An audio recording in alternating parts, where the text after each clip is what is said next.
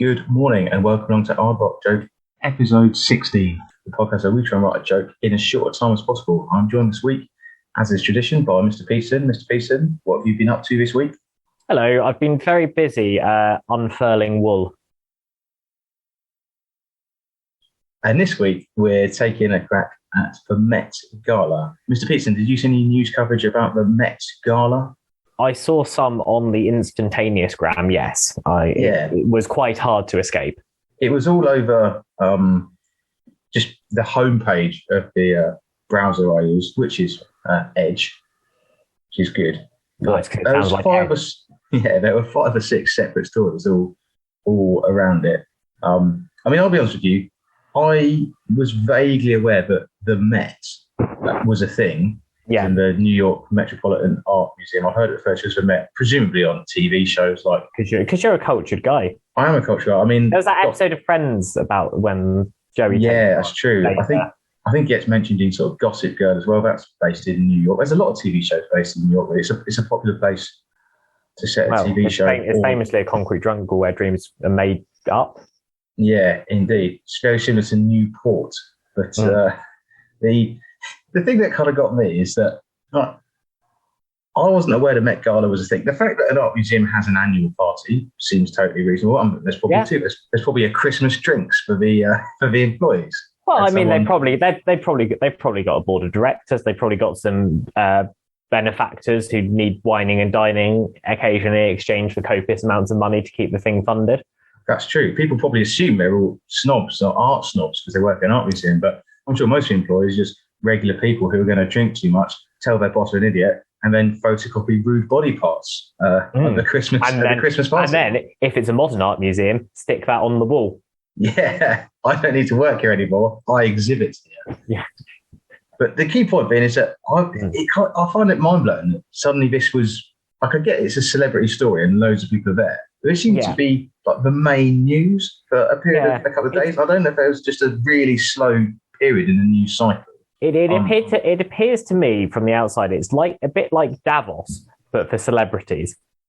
Yeah, whereas Davos is mainly for rich people with occasional celebrities, but only because, I don't know, George Clooney or someone will go and give a speech about something to do with trees or elephants. Yeah, and there'll be one or two, because obviously some politicians sort of are celebrities. Barack Obama is a celebrity by default, really, I guess. But you feel like there's an objective to Davos, whereas the Met Gala, it just feels like it's famous people who don't know each other all turning up.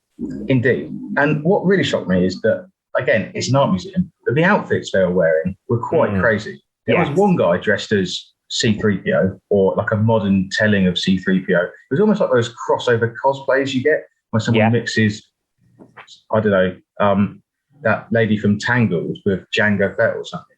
So they've just bought it off a dodgy internet site. Yeah. One or the other. You got a pink Boba Fett costume? I crossed it over with Barbie. Are you sure you didn't just buy the cheap one? No. I put a lot of work into getting all the colours intentionally wrong. But also there was weird stuff going on in general. There's the politician lady, I can't remember her name now, who was wearing the tax for rich dress. And I didn't know if that was sort of, it's the modern day, so it's possibly some sort of virtue signal thing, or if it wasn't virtue signaling, this is probably a new phrase. It was snide signaling, like, oh yes, I'm an event that costs like 10 grand to get to. We should tax for rich. Just be like, and then she gets in, and then someone buys her a bottle of champagne because you're like, I never believe you pulled that one off. Yeah, exactly. That's like me going to work wearing a T-shirt that says "Do your job properly." My boss will look at me and I'll go, yeah. Just things that aren't going to happen. Or you going on stage going, "I'll tell some good jokes." Exactly. Or back in the day, my student landlord visiting me wearing a T-shirt that says "I provide a good service." I'll be like, "That's not the student landlord game." Sneaky, yeah. So I was genuinely sort of confused. I don't know this lady on a personal level. And unless the podcast really, really takes off, I'm probably never going to meet her. So I think even if the podcast takes off and you've just slagged her off in one of the early episodes, very unlikely to come and meet us. That's true. Unless we get invited to the Met Gala. That's true. As people who work there serving the drinks. But, Yeah. Also, we've got the sort of the what might be quite helpful, a little bit of anonymity, because when they hear that the AardvarkJoke podcast is turning up, they'll be looking for, based on our production values, a sort of black and white outline of an aardvark. And then when us two turn up, they'll go, well, these two humans look nothing like a cartoon aardvark. So we'll get away with it. Oh, yeah, nice. Or we could turn up in because wasn't it Kim Kardashian who turned up in a full morph suit?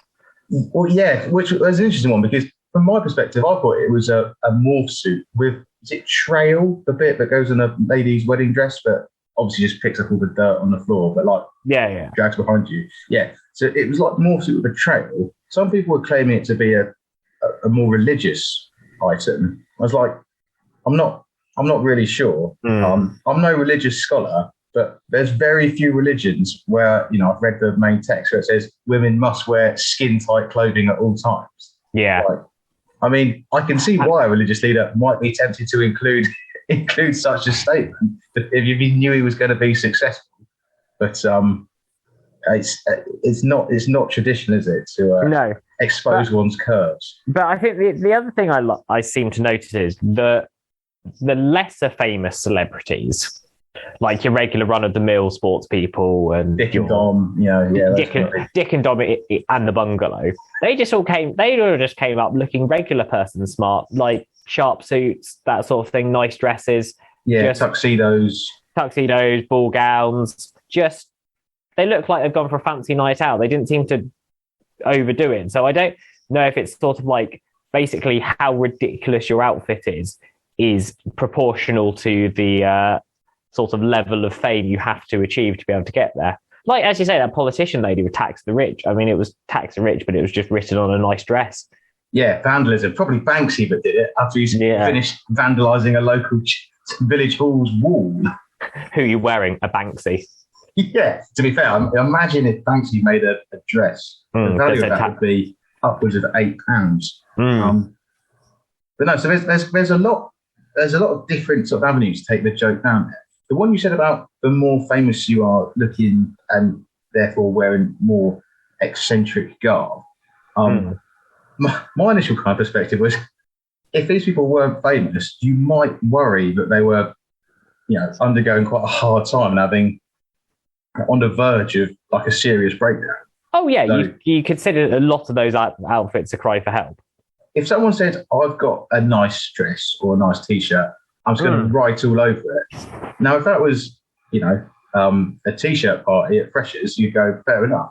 If I was down a pub and someone just started drawing all over their T-shirt, I'd probably ask a few questions. Yeah. Such as, why are you trying to dispose of this much Sharpie ink? Like, what are you incriminated in? And also, have you considered that no one in this pub cares about taxing the rich? No. Poor pints faster is the kind of message that would get them on board. Please, can you sit down? We're all trying to watch the football. Yeah, who wants a double for the price of a single? And suddenly you've got 50 people chanting your name. It seems quite sensible. No, so I think all of those are potentially funny kind of avenues. But I'm just kind of curious as to what you think is the best one, Mr. Peterson. I was wondering if there's a way, basically, it's someone who is sort of dressed ridiculously in normal life or dressed eccentrically in normal life, who then sort of accidentally, I wonder if you can make a punchline about that being someone accidentally then promoted up. Like, maybe is there some sort of guy who's like sort of medieval Renaissance fair or something, just working like the barbecue, and suddenly he's just walking past the Met, and then the security move out of the way and roll him up the red carpet because they've established he's dressed that ridiculously, he must be famous. Come straight from a LARPing event, and security looking shifty going, why is someone who must obviously be meant to come to the Met Gala, some sort of YouTube star or TikTok influencer we've not met yet?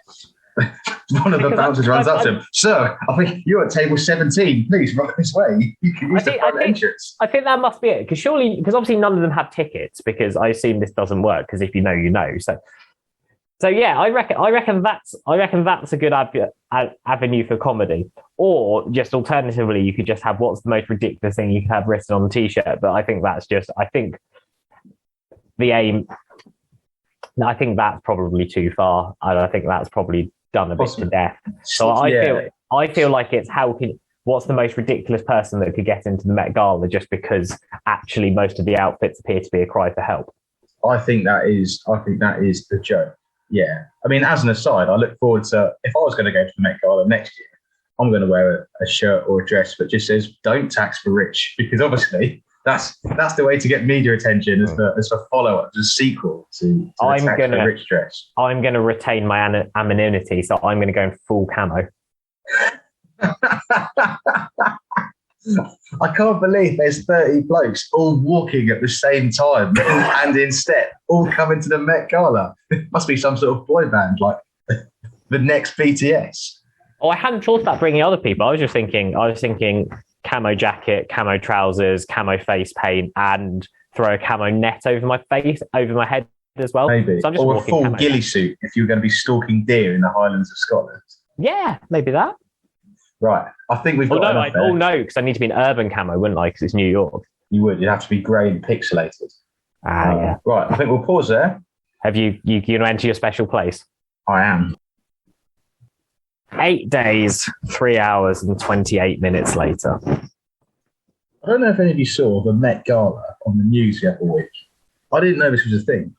I also didn't know that the whole of planet Earth could have so little news going on that this would be in my newsfeed for 3 days. Like a few celebrities having a party in New York. What I found quite surprising was the outfits. These were beyond extravagant. Not a tuxedo or a nice ball gown. I'm talking a ball gown with "Tax for Rich" written on it by some vandal, or someone looking like a medieval mashup of C-3PO. I think what really concerns me is security. This isn't like a night in the student union where everyone had to show a ticket to get in. All you had to do was just dress very obscure. What's to stop a couple of homeless guys turning up and the bouncers are going, "Oh, these guys are wearing a sleeping bag. Hello, sir, let me show you to table 17. Bravo. Aardvark Joke, episode 16. Mr. Peterson, is there anything you'd like to add? At this juncture, I have no further comment to make. Thank you very much for listening, and we'll see you again next week.